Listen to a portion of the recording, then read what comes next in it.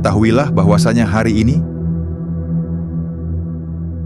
adalah hari yang penuh isak tangis, haru dan rindu setelah puluhan tahun, bahkan berabad-abad, tidak pernah lagi bertemu. Mereka memang manusia biasa, akan tetapi hari ini berbeda, bahwasanya masing-masing memerankan sesuai dengan peranannya. Yang beraliran putih maupun hitam, suka atau tidak suka, harus bertemu. Mereka berdatangan dari berbagai tempat sesuai dengan kesaktiannya. Tatkala yang beraliran hitam menangis terseduh meminta ampun kepada sang ibu dan mengharap ampunan dari Sang Maha Pencipta. Ia berjanji di depan para tetua dan para waliullah bahwa ia tidak akan mengulanginya lagi. Sementara beliaunya para penjaga gudang harta amanah pun unjuk diri sesuai dengan bidangnya masing-masing.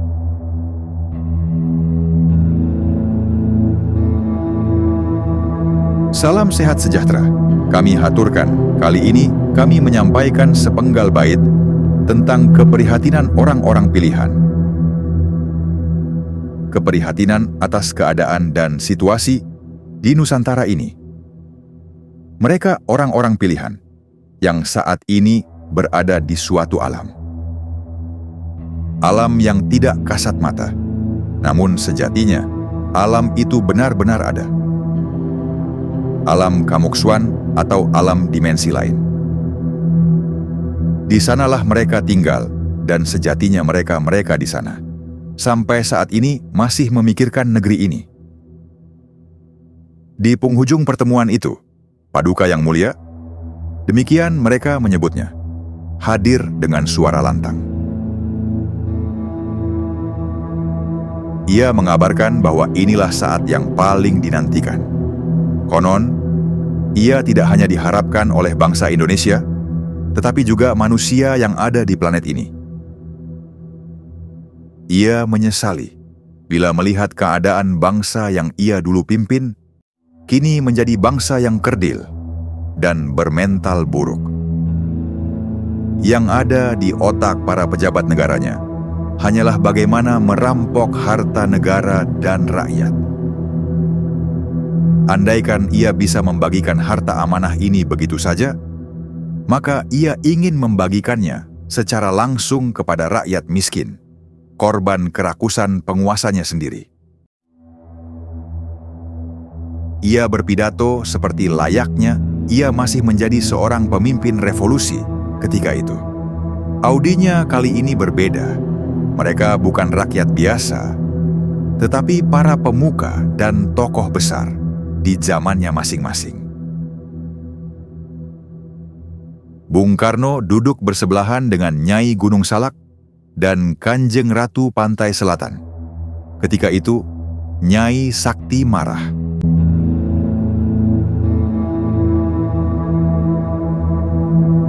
Ia marah karena banyak harta miliknya telah dicuri oleh orang-orang yang tidak bertanggung jawab. Nyai marah kepada para pejabat Indonesia sekarang yang serba korup. Inilah pertanda bahwasanya bangsa ini telah hancur. Jadi, pemimpin itu menurutnya harus ikhlas. Beribadah juga harus ikhlas. Bahkan kunci ibadah kepada Tuhan itu adalah ikhlas, bukan mengharapkan imbalan. Nah, ikhlas itu yang sekarang sudah tidak ada. Bagaimana Tuhan tidak marah jikalau ibadah saja tidak ikhlas? Nyai Gunung Salak dan Ki Joko Tingkir, Panglima Sambernyawa, adalah yang paling ditakuti saat itu. Satu demi satu tubuh dan hati para peserta sidang dilihat oleh Nyai dan Ki Joko. Maka, yang kotor dibersihkan, yang berpenyakit disembuhkan, bahkan yang tubuhnya menjadi sarang setan, saat itu dicuci bersih. Semua dilakukan agar supaya peserta sidang tidak ada lagi yang berpenyakit dan berhati kotor. Bahkan dedengkot para Kurawa makhluk jahat pun saat itu disikat habis. Nyai Blorong yang selama ini mencemarkan nama baik Ratu Pantai Selatan, hari itu datang bersimpuh dan minta maaf kepada ibu kandungnya, Ibu Ratu. Bahkan ia diambil sumpah oleh Nyai Gunung Salak di depan para wali songo untuk tidak mengulangi perbuatan terkutuknya selama ini. Bahkan Nyai Gunung Salak dan Pangeran Sambernyawa semula diminta untuk mengakhiri hidupnya karena sang ibu tidak mau memaafkannya. Akan tetapi, aliran putih tidak menganut asas itu. Yang kemudian ia hanya dikerangkeng dan diambil kesaktiannya. Anak ratu ini dituding sebagai penyebab raibnya harta nenek moyang selama ini dan jadi penghambat jalannya kebajikan di bumi persada. Bahkan ia menjadi penebar teror di mana-mana. Sidang hari itu adalah pertemuan luar biasa yang belum pernah terjadi sebelumnya. Di penghujung rapat luar biasa itu, Nabi Adam alaihi salam dan Siti Hawa hadir melalui frekuensi yang luar biasa. Maka saat itu juga, para peserta sidang sungkem pada ibu dari segala ibu manusia itu. Derai air mata pun tak henti. Semua peserta yang hadir bersimpuh. Doa penutup yang disampaikan oleh Bung Karno, lalu dilanjutkan doa oleh para nabi, dan terakhir panjatan doa dari moyang manusia. Nabi Adam alaihi salam menghadirkan Tuhan, Sang Kholik. Saat itu peserta pertemuan langsung sujud di lantai sambil berdoa dengan derai air mata. Suasana sepi sesaat.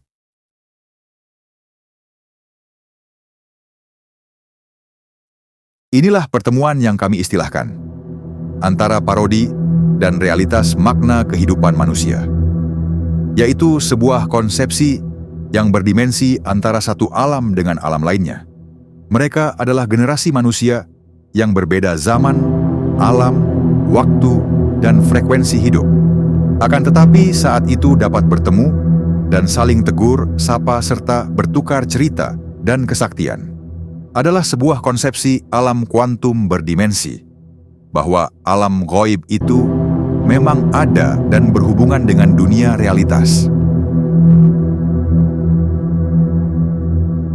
Tidak banyak yang dapat kami ceritakan atas peristiwa yang terjadi, karena memang belum ada teori yang mampu mengurai perihal fenomena alam itu. Apabila tidak cermat dalam memahaminya, maka ulasan bait ini hanya akan menjadi sebuah ilusi dan halusinasi. Tetap akan menjadi lain pemahaman realitas makna kehidupan manusia apabila dipahami secara ilahiyah, petunjuk Tuhan, dengan akliyah, pemikiran manusia, dipadu menjadi sebuah konsepsi dan teori tentang pemahaman, serta pemaknaan baru konsepsi kehidupan dalam konteks kekinian. Bahwa kebenaran itu pasti akan datang. Ialah konsepsi demi masa. Demikian sekiranya ulasan yang kami sampaikan. Semoga bisa menambah wacana dan menjadikan kajian. Ulasan ini kami kutip dari artikel milik Bapak Safari ANS yang disampaikan melalui situs website beliau dan buku Harta Amanah Soekarno.